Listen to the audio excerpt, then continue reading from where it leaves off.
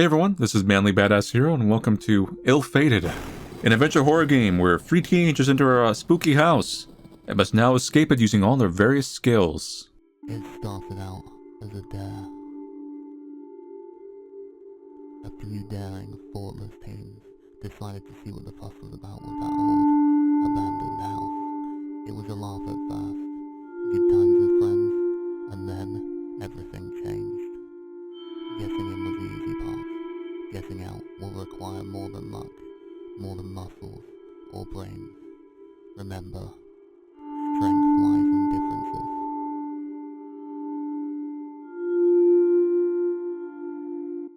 differences. Scared. Observant and brave, charismatic and kind. Must be nimble, lucky and nimble. Tough and lucky.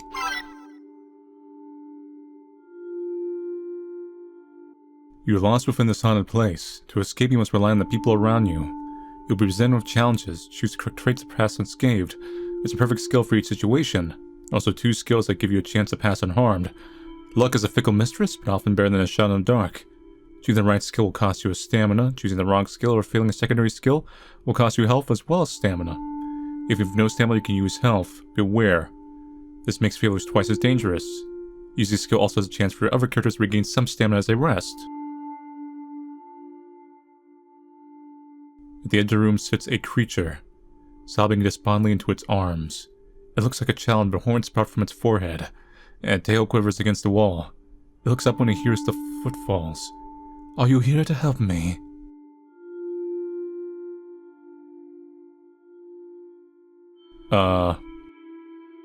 Kind.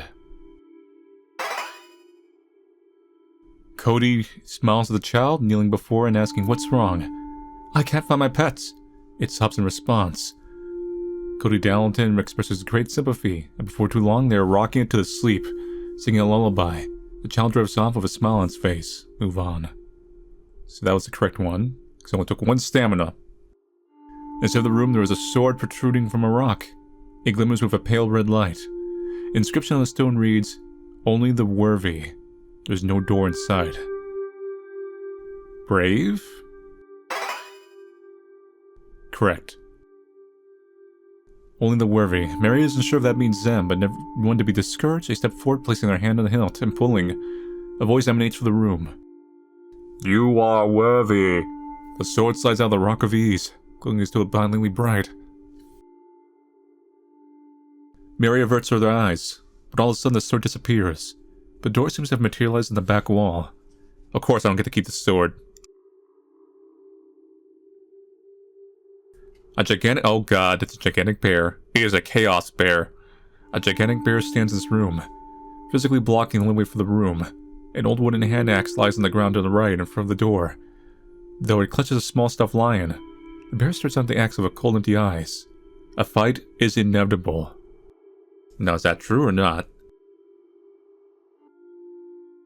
So it's holding a small clutched lion. It does make you wonder if you can do a charisma roll? Or maybe observant?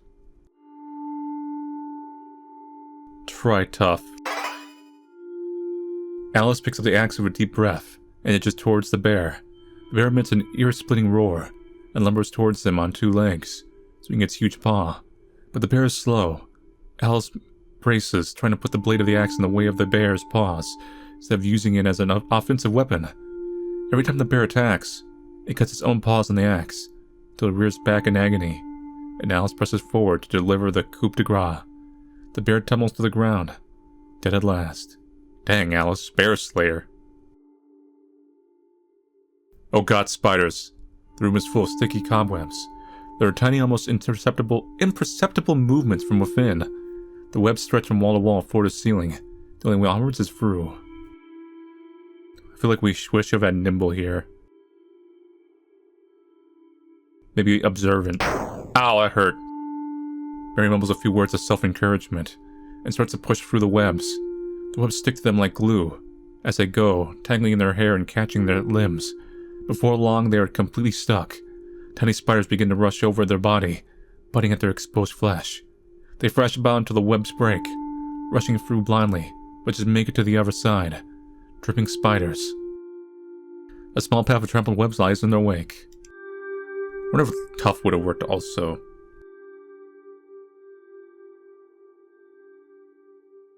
We have to use tough again. No, it didn't work this time.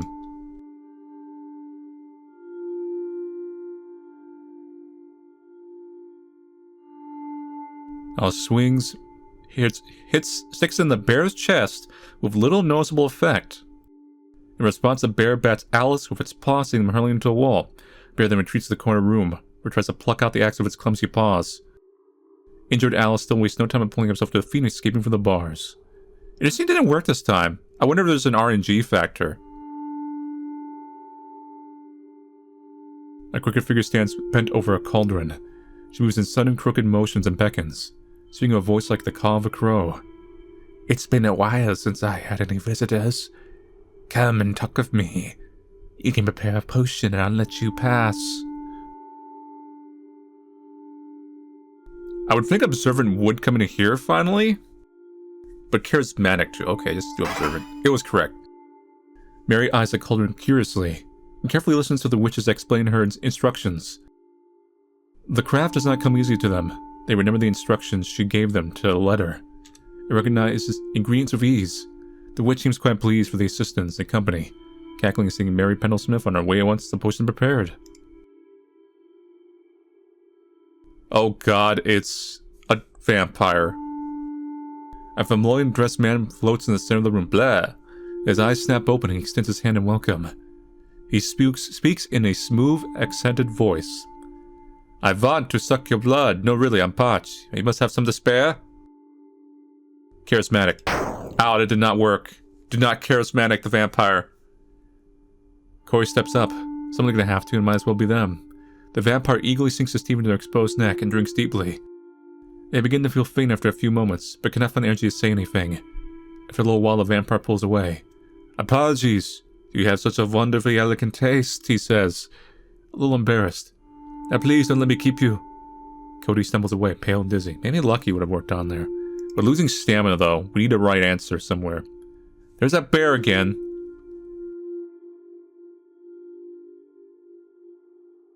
Brave. Okay, worked.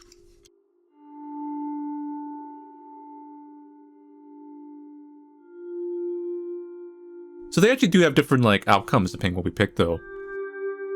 So in this one, Mary just goes to town at them.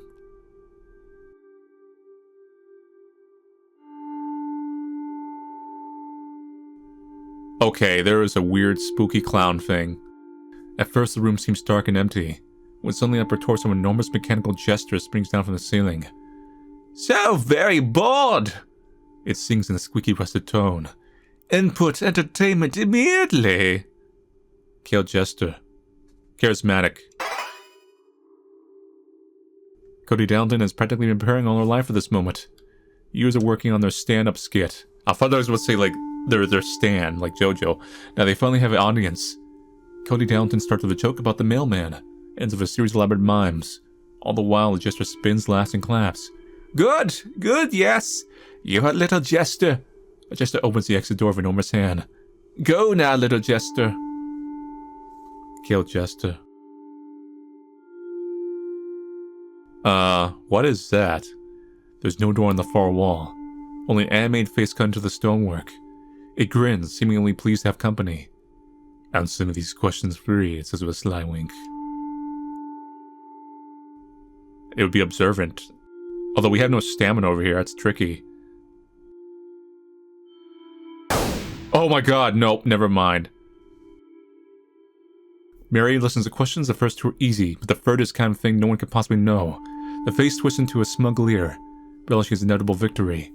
Sure enough, Mary Pendlesmith cannot answer. Just one bite, says the face, and a long stony tongue lashes towards Mary Pendlesmith, pulling him into its mouth. There is a moment as the face seems to chew and consider. Seemingly satisfied, the face grins once more. I can never help myself, it says, opening its mouth wider and wider until it reveals the way forward, but no sign of Mary Pendlesmith at all. Lucky or charismatic have also maybe been used there. So we're down Mary. Three large figures sit around in a ritual circle. They speak in turn. Are you one of us? Your actions matter, not your words. Show us the darkness inside of you. The third figure places a knife before the circle. As they do, a goat trots out of the shadow and sits in the center of the circle, unusually serene. Observe brave would have maybe been useful there. Tough. Nope, that did not work. Alice shakes her head. They can't just kill Go with a knife. The third figure speaks again, this time in a hiss that cannot disguise its glee. And so you will pay the toll, a pound of flesh and a cup of blood. He takes the knife and flicks it at the chalice and scales in turn, which fill of pure red liquid and a gooey pinkish lump respectively. Alice cries out in pain and shock as they realize what has just been taken from them. And now you may go forth. Things aren't looking good. There's that bear. Tough. Okay, that's a lie. How come tough only worked the first time? Sallow's sickly moonlight spills into the atrium, but can it be a more relieving sight? Through those doors lies the cool night air and whiff of freedom. The ordeal is finally over. Looks like Cody only the one that lived.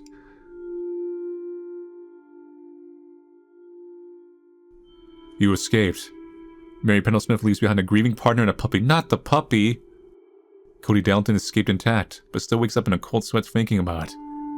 Alice McDougall's parents divorced later. The loss was too great. Will you try your luck again? Okay. So let's try... Intelligent and charismatic. There's lucky and sneaky. Okay. Kind and charismatic. Observant and nimble. Let's try a team that's like fast. Or something weird. The beams of his room creak under the weight of what appears to be rocks above them. No sooner is the door to the room open, than all starts to collapse, beginning to fill the room and block the way through. Nimble. Okay, you tell me nimble is not used in this situation? Steve runs through the rocks fall, barring them as they go, but leaving a straight path to the door, largely unobstructed. A particularly large rock blocks the exit, which they heave out of the way with difficulty, long enough to allow for a dash for the door. Finally push through and escape, bloodied but alive.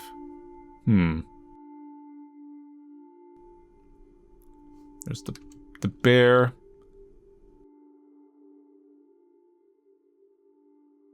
Sneaky. Nope.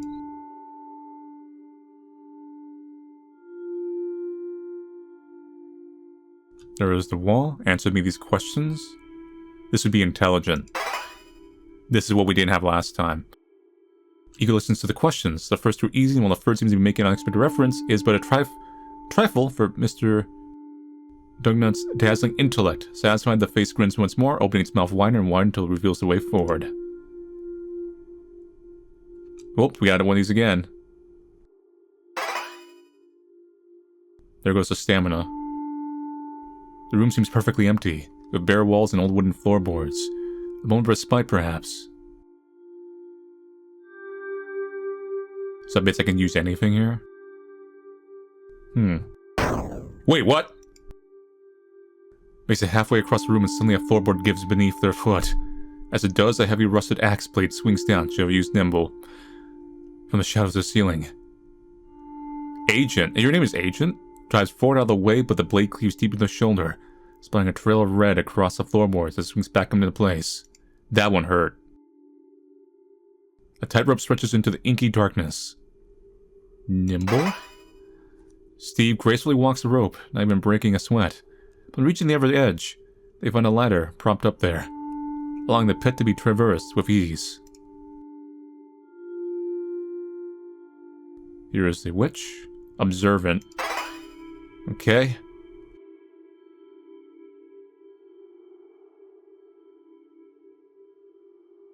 We do not have brave. We do not want to use lucky because you will die. That fails. Could use observant. Yeah. Mr. Dunn figures it could mean them, placing a hand on the hill, pulling, a voice emanates from the room. Unworthy! The sword glows red hot, bringing Mr. Duncan's hand, and catching his sleeve on fire, forcing him to quickly pat away the flames. The voice booms out again. Leave this place. The door seems to materialize in the back wall. Mr. Duncan staggers towards it, cradling their scorched hand. Now we are lacking in stamina. We'll have to use intelligent again. But we lose health because we had no stamina. There is a ghost. A curious spirit immediately floats forward, demanding attention. It seems fascinated by life. I do not... Okay, I'm honestly just trying to spread the damage out. Steve frustratedly shoos away the spirit, which promptly glides towards him, facing into their body. Steve's eyes rolled up into their head. Their limbs bend at strange angles as they take a few shambling steps. After a few moments, the spirit seems bored and floats away, leaving poor Steve's sheet a limp to the door. This room feels unusual. The smell of incense hangs in the air, and a strange woman sits, gazing into the swirling spear. She speaks softly. Fate brought you to me. We'll take you next. Lucky! Oh god, Lucky was useful for something.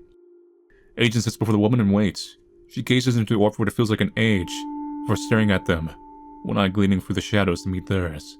Her voice is barely more than a whisper, but betrays a burning hatred. You are not like the others. Fortune has always favored you. He will betray you as oft as not, but I cannot harm your kind even if I wish to.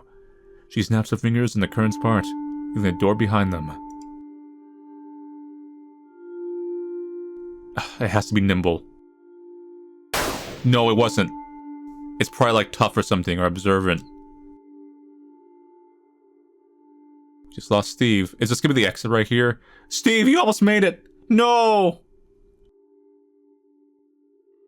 Effin' chat for Steve.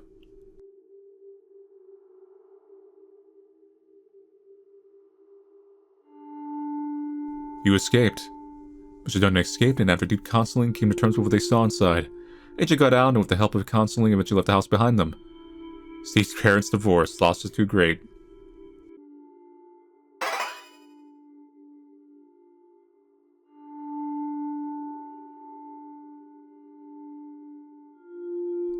Okay, so we got for that one. That was sneaky. Next is blocked by arriving formless massive eyes. Stuff a pure nightmare. But drawing close, it fills with minds of visions their darkest fears. You need Brave for this one. Son Johnson steps forward and falls to her knees, breathing heavily. Her eyes are wide and unseeing, mouth open wide as they begin to scream, shudder, and shake. Their hands wave frantically as if fending off an invisible enemy. There can be no defense against their own mind. The massive many eyes narrow, and then the whole being begins to fade into nothingness. Sean Johnson takes a minute to come to his senses, shaking to their feet, their face deathly pale. It's over, but the creature took its toll. The room is pitch black. There is no visible door, walls, or even floor. There could be absolutely anything in here. Observant? Yep. Sean Johnson peers into the room. Where ordinary eyes can see only impermeable darkness, Sean Johnson can seem to be able to make out imperceptible details. They inch forward, following, moving carefully through until they find the other side. They find a light switch in the wall by the door, but turning on reveals the room only a few meters across. How strange. I wonder what was the other was about to actually attack us.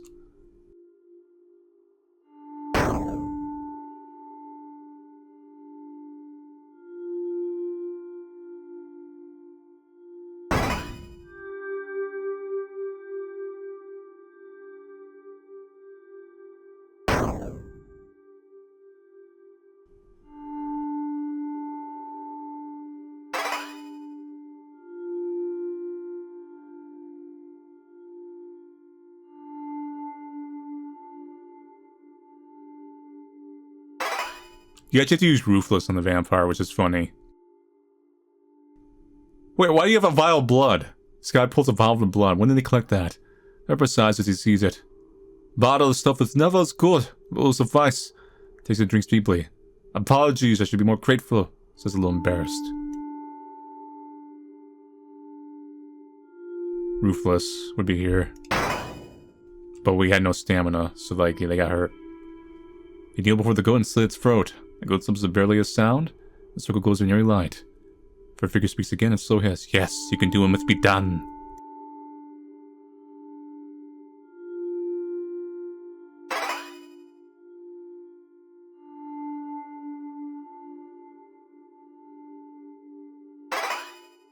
Oh, looks like he actually worked out. The third is the kind of thing no one could possibly know. A face twists into a smug leer, but Jake Benning shrugs and answers, taking a shot.